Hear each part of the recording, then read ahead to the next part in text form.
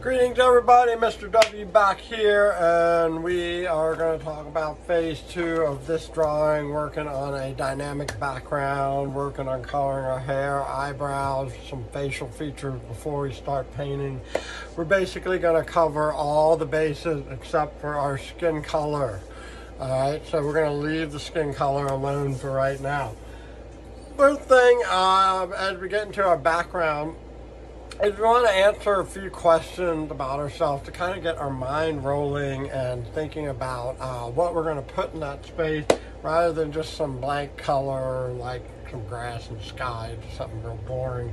We want to add a little bit of excitement and enhance our portrait by telling a little something about ourselves. So, first question to think about is, what's your name, or do you have a nickname? If you have a nickname, where did that nickname come from? So, I'm Mr. W.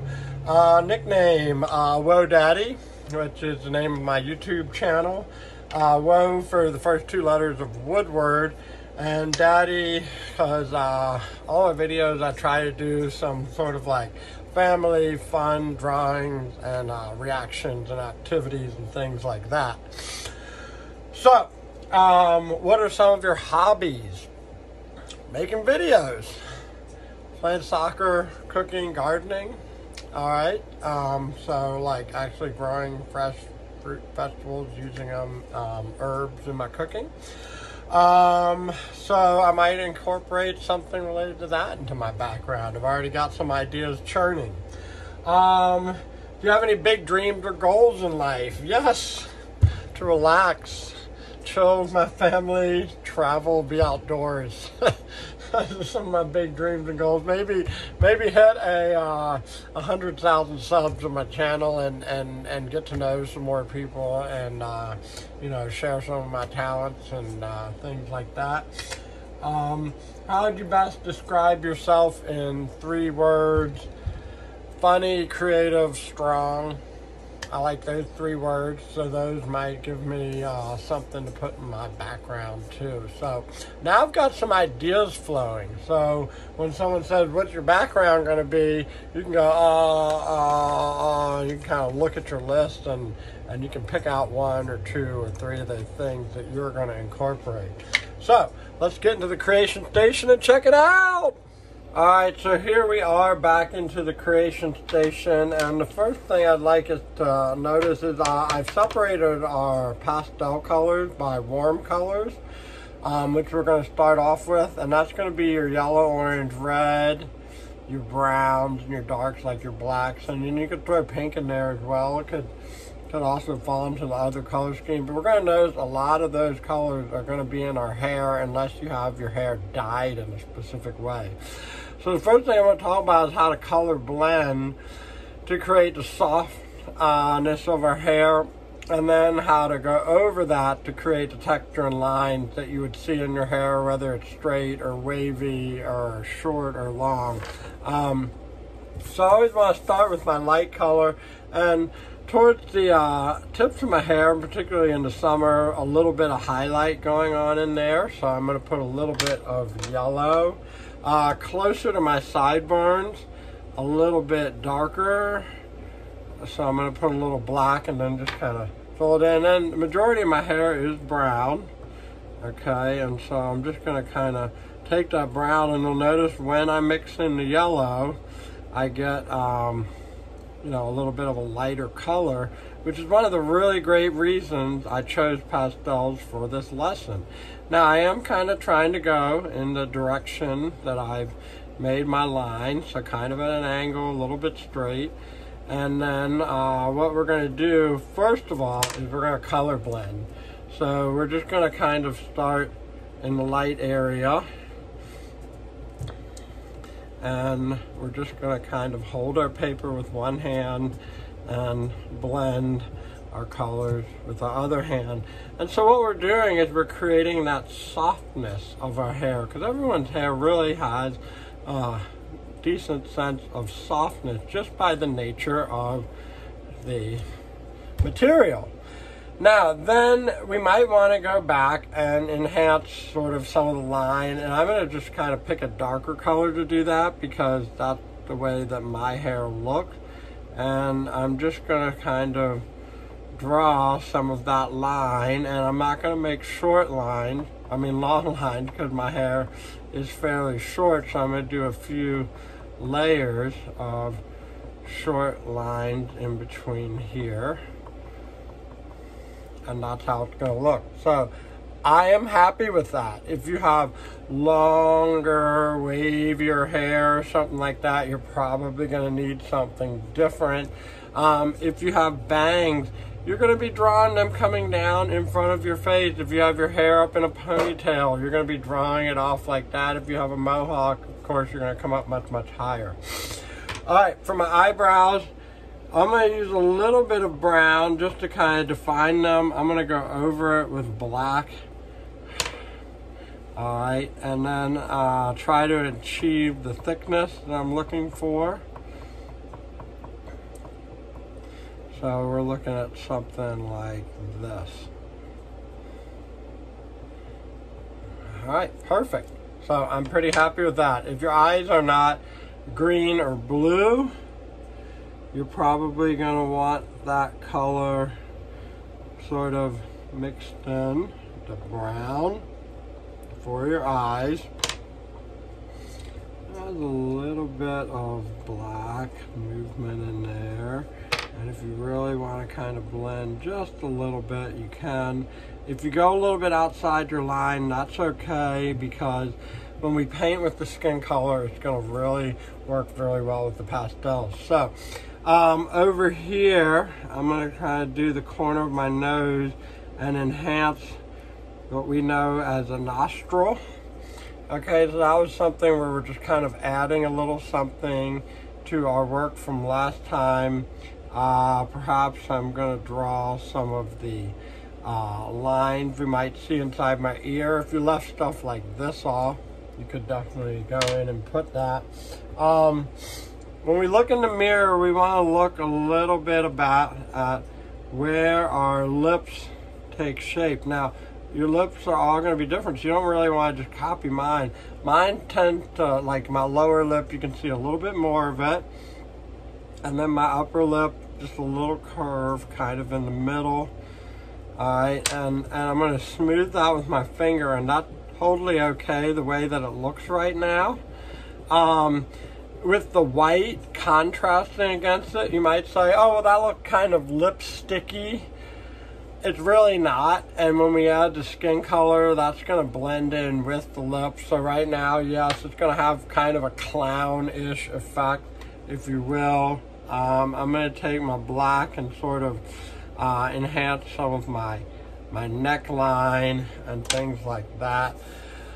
All right, so my face is pretty well set up for me to get some skin color.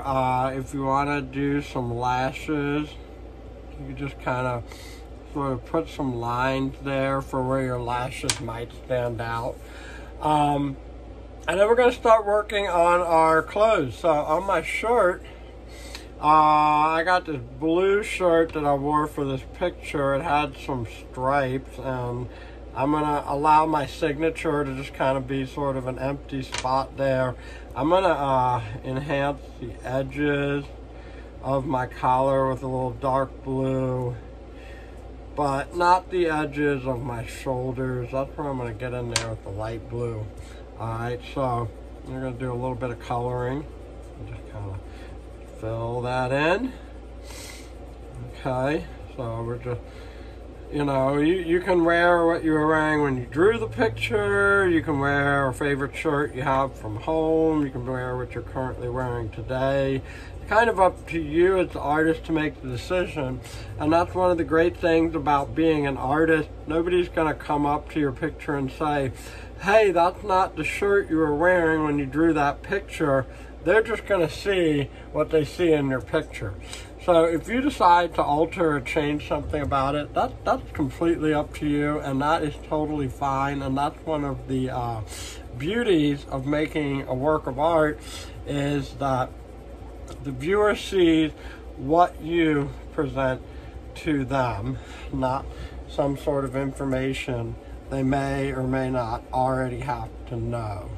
All right, and like I said, you can create whatever design you want to on here. Maybe there's a really cool piece of apparel you're thinking about getting. Maybe you can't afford it. Maybe you just like you used to have it, you lost it, something like that. Like I said, I'm going to leave my signature a little bit empty over there. I like that. So now I want to start thinking about my dynamic background. And so I'm going to incorporate some of the things that I would like to have. Maybe back here I will have a YouTube logo. I'll incorporate that into the background, and we're going to have a little play button. All right, so we're going to include that. All right, and like I said, it does not have to be some sort of a landscape, but it can be. All right, so maybe we'll have an indoor side and an outdoor side. I haven't really determined that yet. I'm gonna do a computer screen. All right, and I kind of get the outer edge of that going. A little side. A little bit of the bottom. It's gonna be like a laptop, so it's gonna have that little flip up. And it's gonna go like that. All right, so a line across here, and a set of keys. Just do like, we're gonna make it kind of funky. All right. A little shift key over here. We'll have some arrows. I'll do a few of those. We'll do a little space bar. And just kind of do some keys. We're just going to fill them in. I like to make cartoons, so a lot of times I just sort of am giving the essence of what you're looking at. And, you know, excessively detailed work. If it's really important, something really important, I might do that, but not for a different style. And, you know, my style, I like to kind of pick out certain elements and just, like I said, keep them simple.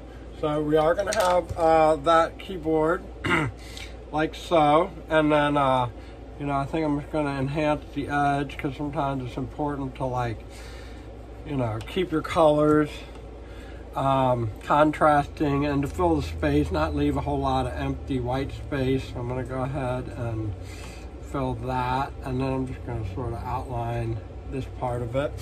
All right, so there we go. We got a computer. Maybe we'll put it on a little table right here, and so we'll have something to color into that space.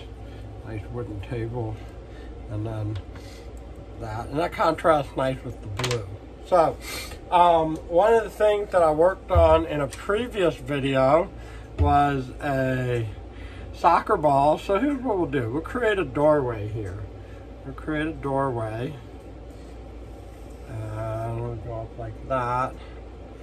A little frame and doorway. If we're looking outside. All right, and then maybe it's in a loft. So put a little ceiling and a little crown molding sort of right there. All right, so we'll have our ceiling, we'll have our doorway, and then outside the space we'll have the great outdoors. Okay, and so out there we're gonna put a soccer ball. We'll do a little landscape, and we'll do a little sunshine over here, just kind of shining. I'm just going to kind of draw that lightly with pencil, just sort of get some things started. Soccer ball's obviously up close, the sun's far away, so that's why we have the size differential.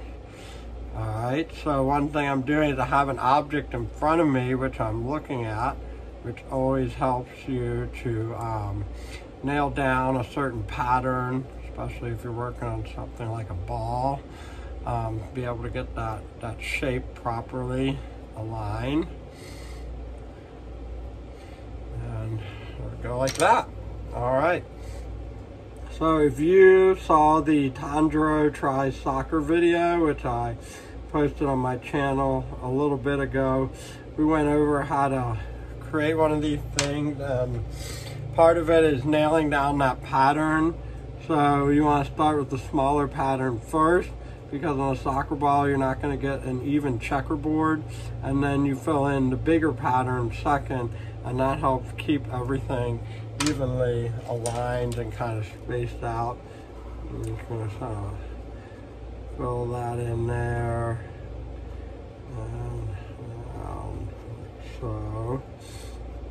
All right. Get all that filled in. All right. One of the things we also talked about in that video is drawing grass. And so the ball will be sitting in the grass. As it gets smaller or farther away, the grass gets smaller. And it's always best to use more than one color to give that sense of variety. Maybe I press harder in the front and lighter farther away to show the vibrancy of color when it's right in front of us, and then how that color fades as it goes off into the distance. And I'm just kind of going a little bit lighter with it here. So indoor, we can play with our computers. Outdoors, we can play with our balls. All right, and we got a little yellow. Got a little orange. And mix that in lightly. Sunny day. All right, get a little blue sky. So this is a nice way, as we said in the beginning, if you want to have that blue sky and that green grass, how are you going to incorporate it in a way that's going to be a little bit more exciting for our viewer? Give them a little something extra to sort of look at and enjoy in your work. I'm going to kind of frame that off, just like we framed the computer off. All right. I'm going to fill the space. And I'm going to keep the ceiling white. And we're going to do a nice yellow on our walls. Okay. And, we could use that top space to put something on there. Alright, yellow, really work it in, just kind of get the edge there and then go back and forth. Just filling it in. Alright, and then we'll do our floor with a nice kind of gray pattern. Like a nice kind of deep color on the floor, easy to clean. Maybe we'll make it like a blue-gray. And, as I'm working on that color, notice I didn't want to just use light blue, I used like a blue-gray. I want to also point out some of our cool colors here. So we have some white, purple, orange, greens, and blues. So if you have the cool colors, please keep those together in a separated bin. And right at the top, we'll do a little nickname action. Whoa, Daddy. And you can know to check out that channel on YouTube. So once you've filled in your entire background, everything except for your skin color, that is when we are going to pause and we're going to go on to phase 3, painting our skin. So good luck. Hope you have fun. Fill out the questionnaire. Think about what you're going to create for your background, and never stop drawing.